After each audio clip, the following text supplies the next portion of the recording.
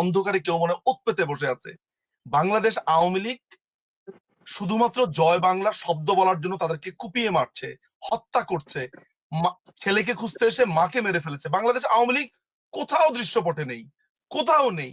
অথচ বাংলাদেশ আওয়ামী লীগের এত ক্ষমতা হয়ে গেছে যে আফসোস লীগ, এই লীগ, সেই লীগ। শোনেন, বাংলাদেশ আওয়ামী লীগ কখনো এই বাংলাদেশে কোনোদিন ছাল পরে আসেনি।